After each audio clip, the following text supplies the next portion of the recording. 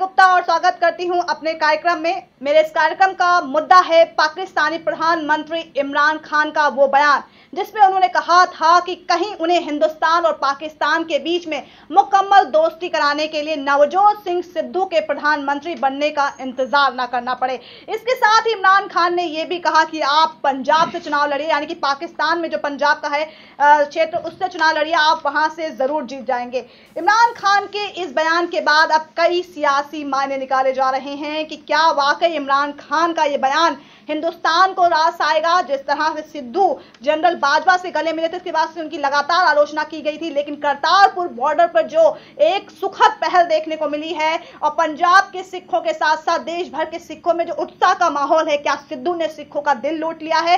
क्या अगले साल लोकसभा चुनाव से पहले ये जो करतारपुर बॉर्डर को लेकर मोदी सरकार ने हरी झंडी दी है, क्या इसमें वो अपना फायदा ढूंढ रहे हैं? क्या इससे सिद्धू को फायदा होगा और इमरान खान के बयान के असल मायने क्या निकाले जाएं? बहुत से अहम हमारे पास पॉइंट हैं जिन पर डिस्कस करने के लिए मेरे साथ दो सहयोगी मौजूद हैं। एक तरफ है एडिटोरियल हेड एडमिन अमन सर, आपका बहुत स्वागत है। तो वहीं दूसरी तरफ है काशिफ अली जो हमें बताएंगे पूरे मुद्दे से जुड़ी असल गहराई। काशिफ, आपका भी बहुत बहुत स्वागत है। सबसे पहले अमन सर आपसे सवाल लूंगी, इमरान खान का बयान कि हिंदुस्तान और पाकिस्तान के बीच में दोस्ती कराने के लिए कहीं आपके पीएम बनने का इंतजार ना करना पड़े, क्या चाहते हैं सिद्धू बने हिंदुस्तान के प्रधानमंत्री? शुक्रिया गायत्री प्रोग्राम में बुलाने के लिए। लेकिन सबसे पहले मैं शुरुआत करूंगा एक शेर से कि दुश्मनी का सफर कब तक, आप भी थक जाओगे और हम भी थक जाएंगे। यानी कि अगर हमारा एक बॉर्डर है और हम पड़ोसी मुल्क हैं, आप चाहकर भी अपने पड़ोसी को नहीं बदल सकते। अटल बिहारी वाजपेयी जी ने ये बात कही थी और वो सत्यता है। उस बात को कहीं ना कहीं शायद लग रहा है सिद्धू समझ गए हैं और जिस तरह से वो एक्टिविटी दिखा रहे हैं लगातार पाकिस्तान की तरफ, उनका एक जो लचीला ही कहूंगा एक तरीके से मैं, कि शांति दूत की तरह वो काम कर रहे हैं, लगातार ऐसी चीजें कर रहे हैं जो शायद इमरान खान को भी कहने पर मजबूर कर दिया कि मुझे ऐसा ना हो कि मुझे आपके पीएम बनने का इंतजार करना पड़े। यानी कि सिद्धू का कद लगातार बढ़ता जा रहा है राजनीति में, भारतीय राजनीति में और इंटरनेशनल स्तर पर। अभी काशी भाई से बात कर रहा था तो काशी भाई ने बड़ा एक अच्छा उत्तर दिया कि सर सिर्फ भारत की बात मत करिए, आप अंतर्राष्ट्रीय स्तर पर जाकर देखिए सिद्धू की छवि बहुत बेहतर होती जा रही है। क्योंकि एक पड़ोसी मुल्क अगर आप किसी इंसान की इतनी तारीफ मंच से खड़े होकर करता है, उनको पीएम बनने तक की बात करता है, तो इसका मतलब सिद्धू का कद बढ़ गया है गायत्री जी। और ये चीज है, और उन्होंने तमाम सारी बातें सिद्धू को लेकर कही कि वो शांति दूत हैं। जब वो मेरे शपथ ग्रहण समारोह में आए थे उस समय लोगों ने जब भारत वापस गए बड़ी आलोचना की, लेकिन मैं बड़ा अजीब मुझे लगा ये कि वो एक शांति प्रक्रिया के तहत यहाँ पर आए थे। हम कब तक आपस में इस तरह की चीजें करते रहेंगे, आप इसको रोकना चाहिए। और ये एक चीज है जब सिद्धू लगातार एक्टिव होते हुए नजर आ रहे हैं, मंच से खड़े होकर उनके मुंह से सिद्धू की दिन तारीफ निकलना, यानी कि सिद्धू का कद लगातार अब बढ़ रहा है राजनीति में। और एक चीज गायत्री इसमें मैं छोटी सी ऐड करना चाहूंगा कि 2019 में लोकसभा चुनाव भी है, तो ये इशारा किसकी तरफ है? क्या 2019 में सिद्धू कांग्रेस का चेहरा हो सकते हैं पीएम पद के लिए? वाकई सिद्धू क्या कांग्रेस की तरफ से प्रधानमंत्री पद के दावेदार अगले साल हो सकते हैं? बहुत अहम मुद्दा है। जाहिर सी बात है, हर कोई कहता है घर घर मोदी साल 2014 की बात, लेकिन क्या अब हर कोई कहेगा घर घर मोदी? क्या लगता है काशिफ, जिस तरह से इमरान खान का स्टेटमेंट सामने आया है नवजोत सिंह सिद्धू को लेकर, उसके क्या मायने निकाले जाए? क्या वाकई जिस तरह से उन्होंने करतारपुर बॉर्डर को लेकर 3 महीने पहले पहल की थी, अब उसके सकारात्मक परिणाम देखने को मिल रहे हैं, यानी सिखों के मसीहा बन गए हैं सिद्धू?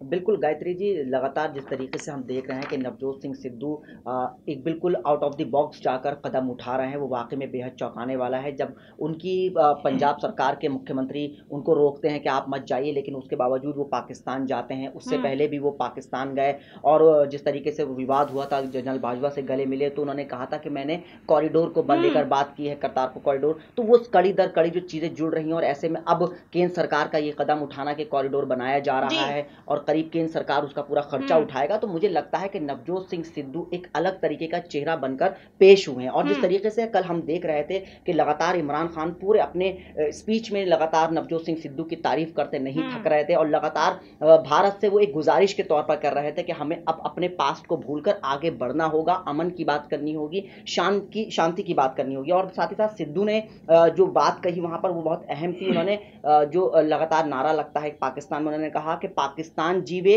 भारत जीवे, मेरा यार जीवे। तो ये नवजोत सिंह सिद्धू के ये बोल बहुत काफ़ी अहम हो जाते हैं और इसके पीछे का अगर हम थोड़ा सा और आकलन करेंगे तो मैं समझने की कोशिश करूंगा कि 3 किलोमीटर का फासला है जहां पर वो कॉरिडोर बन रहा है भारत से, और पहले एक टेलीस्कोप के जरिए भारत के तीर्थयात्रियों को दिखाया जाता था वो, तो अब उसकी ज़रूरत नहीं पड़ेगी, अब बिना वीज़ा के लोग जा सकेंगे। तो ये जो एक सिखों के लिए जो धार्मिक मामला था, आस्था का मामला था, तो नवजोत सिंह सिद्धू ने नब्ज पकड़ते हुए और कहीं ना कहीं सिखों के दिलों को तो जीता ही जीता है, साथ ही साथ भारत और पाकिस्तान की आवाम को भी जीतने का वो काम कर रहे हैं। बाकी बहुत बड़ा उन्होंने सिक्सर मारा है सिद्धू ने, मैं ऐसा कहूं तो बिल्कुल गलत नहीं। 71 सालों का इंतजार खत्म किया है हिंदुस्तान और पाकिस्तान के लिए। और आपको बता दूं कि जो करतारपुर बॉर्डर है वहां उसे गुरु नानक देव की कर्मस्थली कहा जाता है। 18 सालों तक वहां पर रहे थे गुरु नानक देव जी, यानी कि कुल मिलाकर सिद्धू ने कहीं ना कहीं पाकिस्तान और हिंदुस्तान की आवाम का दिल जीता है, साथ ही सिखों का तो वो दिल जीत चुके हैं।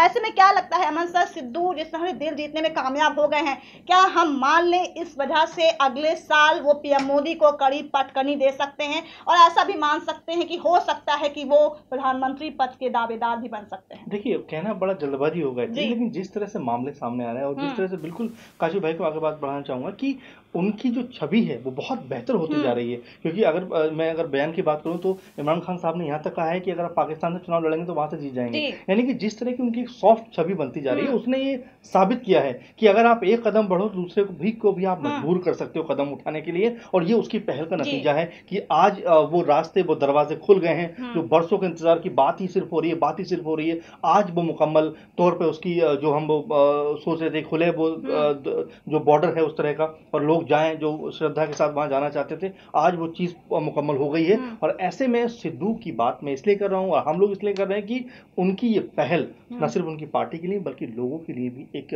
सबक है कि आखिर अगर आप कोई अच्छी सोच के साथ कुछ करेंगे तो उसके बेहतर और सकारात्मक परिणाम निकलकर आपके सामने आएंगे। इसीलिए मैं कह रहा हूं कि हमें भी कहीं ना कहीं इस पहल को और मजबूत करना पड़ेगा, अपने रिश्तों को बेहतर करना पड़ेगा, क्योंकि ये कब तक 70 साल हमें दोनों मुल्कों को झेलते हुए हो गए। दोनों मुल्कों की तरफ से तमाम लोग इस चीजों को लेकर अपनी जान गंवा चुके हैं। अब इसकी पहल एक सकारात्मक होनी चाहिए, एक ठोस कोई कदम उठना चाहिए, क्योंकि अगर ये दोनों मुल्क मिलकर चलेंगे तो बहुत सारी चीजें हम लोग बेहतर कर सकते हैं, बहुत बेहतर कर सकते हैं। और ऐसा नहीं है कि बहुत सी ऐसी चीजें हैं जिसकी जो हिंदुस्तान में है जो पाकिस्तान में नहीं, जो पाकिस्तान में वो हिंदुस्तान में नहीं है। अगर दोनों मुल्क मिल जाएंगे तो जाहिर सी बात है इससे कहीं ना कहीं वैश्विक स्तर पे उन दुश्मनों को करारा जवाब मिलेगा जो कहीं ना कहीं रोटियां सेकते हैं हिंदुस्तान और पाकिस्तान के मसले के बीच में, जो कि कश्मीर एक अहम मसला फंसा हुआ है दोनों मुल्कों के बीच में। फिलहाल काशिफ, क्या लगता है जिस तरह से मोदी सरकार बैकफुट पर गई, क्योंकि लगातार आलोचना की गई है, ऐसा नहीं है अमरिंदर सिंह ने ही सिद्धू के खिलाफ अल्लाह बोला था, बीजेपी तो खुलकर सामने आ गई थी सिद्धू के खिलाफ, क्या पाकिस्तान चले गए। देश के आवाम ने बहुत सिद्धू के खिलाफ बयानबाजी की थी कि आप उस मुल्क में चले गए जिसने हमारे हिंदुस्तान का जीना हराम कर दिया, हमारे शहीदों को मारा जाता है, आप उनसे जाके गले मिलते हैं।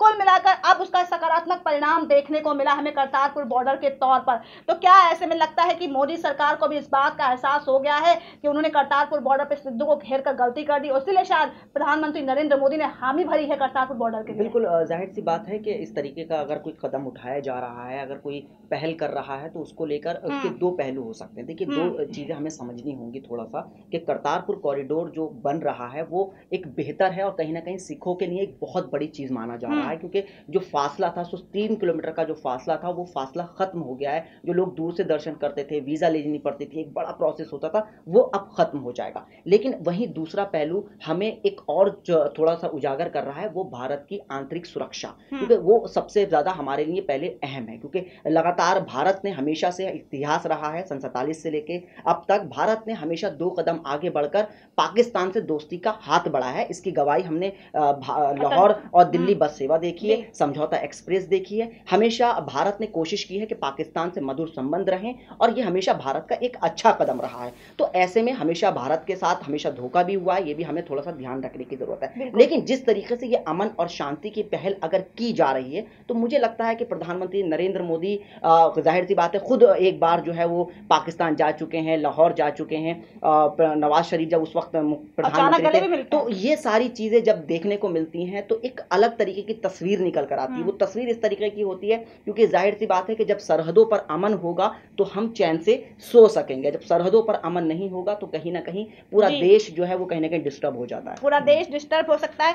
सर, पीएम मोदी को लेकर बात करूं तो मैं, हालांकि थोड़ी सी जल्दबाजी हो सकती है इस मामले को लेकर, लेकिन सिद्धू ने जिस तरह से करारा एक मुंहतोड़ जवाब दिया अपने विरोधियों को कि कहीं ना कहीं करतारपुर बॉर्डर को लेकर आपने मेरी आलोचना की, देखिए खुद ब खुद आपको जवाब मिल गया कि आखिर उसकी क्या पहल थी।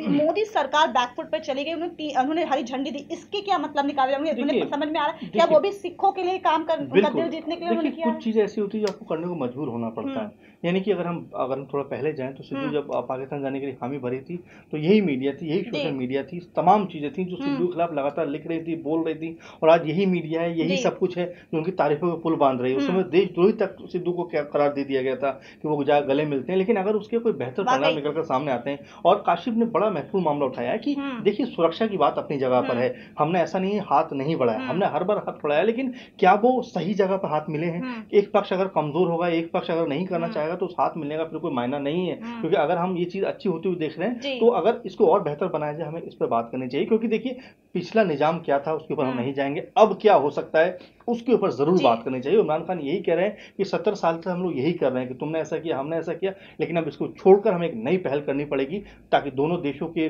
लोग आपस में बेहतर व्यवसाय कर सकें, बेहतर जो आदान प्रदान चीजों का हो सके, और ये एक दोनों देशों के लिए अच्छा साबित हो सकता है। तो जरूरत इसी बात की, ऐसे ही कुछ कहते हैं कि कमरा भले ही बंद हो लेकिन रोशनदान खुला रहना चाहिए। तो ये मोहब्बत का जो रोशनदान है वो सिद्धू की मार्फत खुला है। तो मैं चाहता हूं कि इस रोशनदान की जो अंदर बाहर से जो रोशनी आ रही है ये और बढ़े, और पूरे का पूरा जो दोनों मुल्क हैं वो शांति के साथ रहें और प्रोग्रेस करें। ये सबसे ज्यादा आज मायने की चीज है, प्रोग्रेस करें। और कहते हैं ना, व्यवसाय और व्यवहार दोनों ही अंतर होना चाहिए, लेकिन व्यवसाय और व्यवहार हमें दोनों ही पाकिस्तान से बेहतर भी बनाना होगा। सर, इमरान खान का जो स्टेटमेंट आया है कि कहीं दोस्ती के लिए, दोनों मुल्कों की दोस्ती के लिए हमें आपके पीएम बनने का इंतजार न करना पड़े, क्या वो खुश नहीं है मोदी सरकार से? या जिस तरह से उनके शपथ ग्रहण समारोह में बहुत से लोग नहीं गए थे, तो ऐसे में क्या इसके यही मायने निकाल, उनका एक कहीं ना कहीं एक तंज था मोदी सरकार पर? जी बिल्कुल हो सकता है, लेकिन हमें ये भी नहीं भूलना चाहिए गायत्री जी कि इमरान खान सिद्धू के दोस्त भी हैं, और अगर दोस्ती के नाते ही सिद्धू कई बार कह भी चुके हैं कि वो तो फरिश्ता हैं और तमाम तरह की बात उनके लिए कह चुके हैं।